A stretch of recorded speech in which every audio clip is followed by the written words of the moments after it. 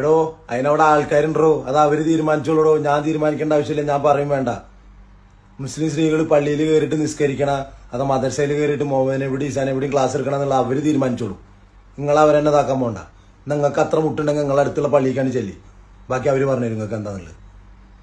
നമ്മളൊക്കെ പിന്നെ എല്ലാം തേഞ്ഞിട്ടിരിക്കണവരാണല്ലോ അല്ലെ. ജാതിയുടെ പേരില് സ്വന്തം മതത്തിലുള്ള ആൾക്കാരുടെ ജാതി പേരുടെ പേരില് തല്ലി കൊന്നിട്ട് കുഴിച്ചു മൂടിയിട്ടുള്ള നാട്ടിൽ ഈ പറഞ്ഞതിൽ എനിക്കൊരു അത്ഭുതമൊന്നും തോന്നിയിട്ടില്ല. കാരണം ഇന്ത്യയിലുള്ള ബഹുഭൂരിപക്ഷം വരുന്ന ഹൈന്ദവ സഹോദരങ്ങളും ഇങ്ങനെയൊക്കെ വിശാലമായി ചിന്തിക്കുകയും പറയുകയും ചെയ്യുന്നവരാണ്. കാര്യങ്ങളെ നല്ല നിലക്ക് ഗ്രഹിക്കാൻ കഴിവുള്ള വിശാലതയോടുകൂടി കാണുന്ന ആളുകളാണ്. അതുകൊണ്ട് തന്നെയാണല്ലോ ഇസ്ലാമിനെതിരെ നിരന്തരമായി ഒരു ന്യൂനപക്ഷം പരമത വിദ്വേഷമാണെങ്കിലും ആക്രോശമാണെങ്കിലും ആക്ഷേപമാണെങ്കിലും പരിഹാസമാണെങ്കിലും പ്രവാചക നിന്ദയാണെങ്കിലും മതനിന്ദയാണെങ്കിലും ഒക്കെ നടത്തുമ്പോൾ അതേ തട്ടിൽ അതേ തൂക്കത്തിൽ നമ്മൾ തിരിച്ച് പ്രകോപനപരമായി മറുപടി പറയാത്തത് ഇവർക്കൊക്കെ നാവ് വഴങ്ങുന്ന അതേ റൂട്ടിൽ നമുക്ക് നാവ് വഴങ്ങും. എന്നിട്ട് പോലും സഭ്യതയുടെ അതിർവരമ്പുകൾ കടക്കാത്തത് നമ്മൾ പറയുന്ന ഏതെങ്കിലും ഒരു വാചകം കൊണ്ട് ഈ നാട്ടിലുള്ള ബഹുഭൂരിപക്ഷം വരുന്ന ഹൈന്ദവ സഹോദരങ്ങൾ സമഭാവനയോടുകൂടി ചിന്തിക്കുന്ന മാന്യന്മാരായ ആളുകൾക്ക് ഏതെങ്കിലും തരത്തിൽ വേദന ഉണ്ടായി പോകുമോ എന്ന് പേടിച്ചിട്ടാണ്. തിരുനബി സല്ലല്ലാഹു അലൈഹി വസല്ലം തങ്ങളെയൊക്കെ എന്തെല്ലാം ആക്ഷേപങ്ങൾ, എന്തെല്ലാം പരിഹാസങ്ങൾ, മുസ്ലിമീങ്ങൾക്കെതിരെ എന്തെല്ലാം സന്താനങ്ങൾ വർദ്ധിച്ചു പോകുന്നു എന്നതിൻ്റെ പേരിൽ പോലും എന്തെല്ലാം വൃത്തികെട്ട ആക്ഷേപങ്ങൾ ആരോപണം കമൻറ്റ് ബോക്സിൽ എഴുതി നടക്കുമ്പോൾ നമ്മൾ അതിന് അതേ തുയനത്തിൽ മറുപടി പറയാത്തത് നമുക്ക് കഴിവില്ലാത്തതുകൊണ്ടാണ്. അല്ല, ഇങ്ങനെയൊക്കെ ചിന്തിക്കുന്ന വിശാല ഹൃദയമുള്ള ഹൈന്ദവ സഹോദരങ്ങളാണ് ഈ നാട്ടിലെ ബഹുഭൂരിപക്ഷ മനുഷ്യർ എന്നുള്ളത് കൊണ്ടാണ്. ബാക്കി നമുക്ക് കേൾക്കാം. അതിനെതിരൊക്കെ നിങ്ങൾക്ക് ഒന്ന് പ്രതികരിക്കാൻ പറ്റും. നിങ്ങൾക്ക് മറ്റുള്ളവരെ പള്ളിയിലത്തെ കാര്യം നോക്കണേ. നിങ്ങൾക്ക് നമ്മളെ സ്വന്തം മതത്തിലുള്ള തെറ്റുകൾ നിങ്ങൾക്ക് ചൂണ്ടിക്കാണിക്കാൻ പറ്റുമോ? എന്നിട്ട് വരെ ബാക്കിയുള്ളവരുടെ അടുത്തേക്ക് പോക്ക്. പാലക്കാട് മലപ്പുറം ബോർഡറിൽ ഒരാന ചരിഞ്ഞാൽ കടക്കപ്രതി ഇല്ലാത്തത് മലപ്പുറത്തെ മുസ്ലിമീങ്ങൾക്ക് എന്നല്ല, കേരളത്തിലെ മുസ്ലിമീങ്ങൾക്ക്. ശബരിമല യുവതീ പ്രവേശനവുമായി ബന്ധപ്പെട്ട് കോടതിയുടെ വിധി പ്രസ്താവത്തെ തുടർന്ന് ഇടതുപക്ഷ സർക്കാർ ഇനിഷ്യേറ്റ് എടുത്തുകൊണ്ട് ശബരിമലയിലേക്ക് യുവതികളെ പ്രവേശിപ്പിക്കാൻ വേണ്ടി ശ്രമം നടത്തുമ്പോൾ കേരളത്തിലുള്ള ഓരോ മുസൽമാന്മാരും ഒരു കമന്റ് കൊണ്ടുപോലും അതിനെ പിന്തുണച്ചില്ല എന്ന് മാത്രമല്ല, മുസ്ലിം ലീഗ് അടക്കമുള്ള രാഷ്ട്രീയ പാർട്ടികൾ ആ വിഷയത്തിൽ നടത്തിയ നിലപാട് വ്യക്തവും സുദീർഘവും സുതാര്യമായിരുന്നു.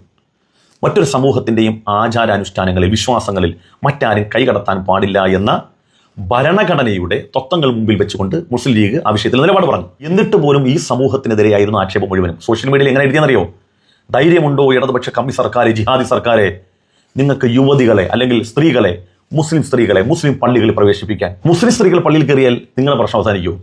അല്ലെങ്കിൽ തന്നെ മുസ്ലിം സ്ത്രീ പള്ളിയിൽ കയറി എന്തെങ്കിലും ശുദ്ധികലശം അങ്ങനത്തെ വല്ലതും ചെയ്യേണ്ടി വരുമോ?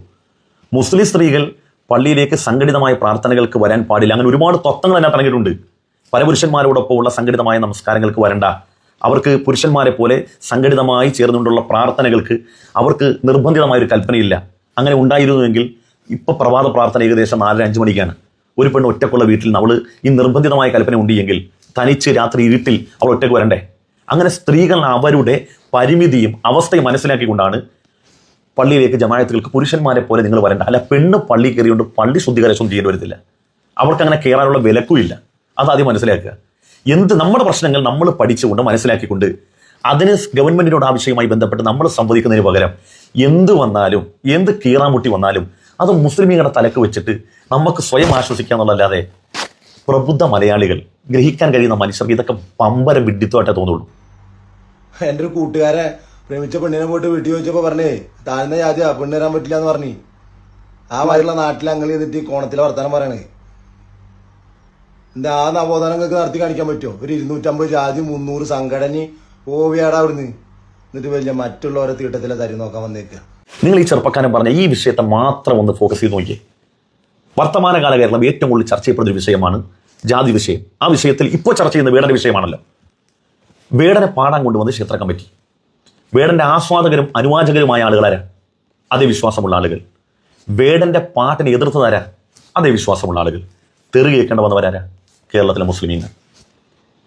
RSN നേതാവായ മധു പറഞ്ഞത്, ധൈര്യമുണ്ടോ വേടനെ പാളയം പള്ളി കയറ്റി പാടിക്കാൻ? ഞാൻ മറുപടി പറഞ്ഞിരുന്നു, പാടിക്കലല്ല, അയാളെ പള്ളി ഇമാമാക്കാന്ന് പറഞ്ഞ ഇസ്ലാമിന്റെ വഴി വന്ന. അതിനും ചീത്ത കേട്ടത് കേരളത്തിലെ മുസ്ലിമീങ്ങൾ. വേടൻ പട്ടിക്ക് ബുദ്ധനെന്ന് പേരിട്ടു. അതിനും അത് ചോദിക്കുന്നത്, ധൈര്യമുണ്ടോ മുഹമ്മദ് എന്നോ മുസ്ലിം പേരിടാൻ പട്ടിക്ക്? ധൈര്യമുണ്ടോ? നിങ്ങളുടെ തല കാണത്തില്ലെന്ന് പറഞ്ഞു. നിങ്ങൾ നിങ്ങളുടെ പ്രശ്നം പറയടേ. നിങ്ങൾ നിങ്ങളുടെ കാര്യം നോക്ക്. നിങ്ങളുടെ പ്രശ്നം എന്താണ് നിങ്ങൾ പഠിച്ച് അതിന് നിങ്ങൾ വേണ്ട നടപടി എടുക്കുന്നതിന് പകരം എല്ലാത്തിനും നിങ്ങൾ മുസ്ലിമീങ്ങളെ ചാരിയത് കൊണ്ട് നിങ്ങളുടെ പ്രശ്നം അവസാനിക്കുമോ? മുസ്ലിം പെണ്ണിനെ പള്ളിയെ കയറ്റി നിങ്ങളുടെ പ്രശ്നം അവസാനിക്കുമോ? വേടന്റെ പട്ടിക്ക് മുസ്ലിം പേരിട്ടാൽ നിങ്ങളുടെ പ്രശ്നം അവസാനിക്കുമോ?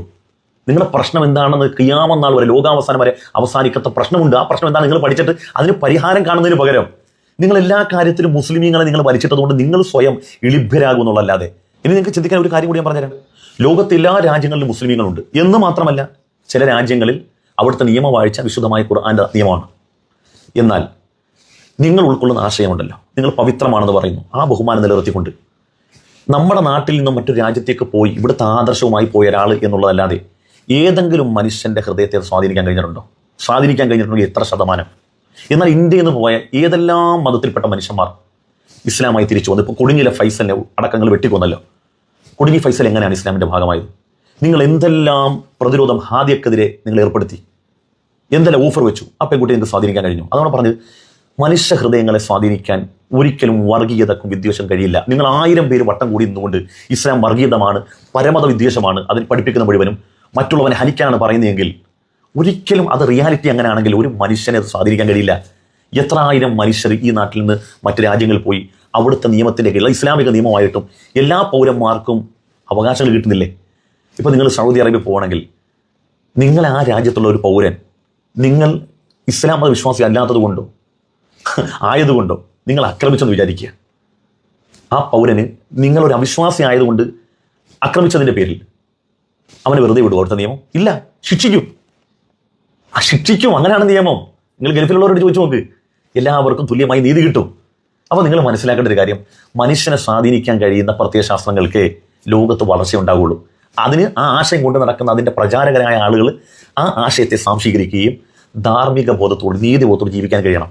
അല്ലാതെ ശുദ്ധ തെമ്മാടിത്തരം പറഞ്ഞ് മറ്റുള്ളവനെ ആക്ഷേപിച്ചിട്ട് ജീവിതകാലം മുഴുവനും തോന്നിയാസം പറഞ്ഞു നടന്നുകൊണ്ട് ഒരു മനുഷ്യൻ ഇതൊന്നും ഉൾക്കൊള്ളത്തില്ല. എന്ന് മാത്രമല്ല, സ്വന്തം ആ ആശയത്തിൽ ജനിച്ചവർ പോലും വെറുത്തു പോകും. അതിൻ്റെ ഏറ്റവും വലിയ ഉദാഹരണമാണ് ഈ കണ്ടത്. തമ്പ്രാക്കന്മാര് പോടാ അവിടുന്ന്, എന്നിട്ട് നമ്മളോട് വന്നിട്ട് പള്ളിയില് എന്താ എൻ്റെ മുട്ട പൊന്തില്ല, പള്ളിയിൽ പോയിട്ട് ചോദിക്കാൻ അടി ചെല്ലുചി അടി കയറി കൊടുക്ക് പോയിട്ട്. പണ്ട് കാരണവന്മാര് പറഞ്ഞിട്ടുണ്ടേ, കുള്ളിയും നാനില്ലെങ്കിലും കെടുക്കട്ടെ പെരപ്പുറത്തൊരു കോണകം പറഞ്ഞിട്ടുണ്ട്. അതേപോലത്തെ ആൾക്കാരാണെന്നൊക്കെ പോയി വല്ല പൂച്ചയ്ക്കും പുല്ല് പറിച്ചു കൊടുത്താണ്ടാ അവങ്ങളെ പരിപാടി. അത്രയുള്ള ചെറുപ്പക്കാരൻ പറഞ്ഞു, അവനവൻ്റെ കാര്യം നോക്കുക. മനസ്സിലായില്ലേ? ഒന്നുമില്ലെങ്കിലും അത് പെരപ്പുറത്താന്ന് പറഞ്ഞില്ലേ, അതാണ്. അപ്പോൾ അതുകൊണ്ട് ഈ ധാർഷ്ട്യവും ഈ വർഗീയതയും വിദ്വേഷമൊക്കെ മാറ്റിവെച്ചുകൊണ്ട് അവനവൻ എന്താണ് ഉൾക്കൊള്ളുന്നത്, അതിൻ്റെ മഹിതമായ ആദർശം സ്വന്തം പ്രവൃത്തി പദത്തിൽ കൊണ്ടുവന്ന് എല്ലാവർക്കും സന്തോഷത്തോടെ സമാധാനത്തോടെ ജീവിക്കാനുള്ള അവസരം ഉണ്ടാക്കുക. കാലാകാലം വല്ലവനെയൊക്കെ ചീത്ത പറഞ്ഞു അവഹേളിച്ചും വിദ്വേഷം പറഞ്ഞും ഒക്കെ കാലം കഴിക്കല്ലേ. മനുഷ്യൻ മരണാനന്തരം നമ്മളെക്കുറിച്ച് ഓർക്കുമ്പോൾ പോലും വെറുപ്പോടുകൂടി ഓർക്കുള്ളൂ. നല്ലത് പറയുക, നല്ലത് പ്രചരിപ്പിക്കുക, നല്ലതിന് വേണ്ടി നിലകൊള്ളുക, നല്ലവനായി മരണപ്പെടുക.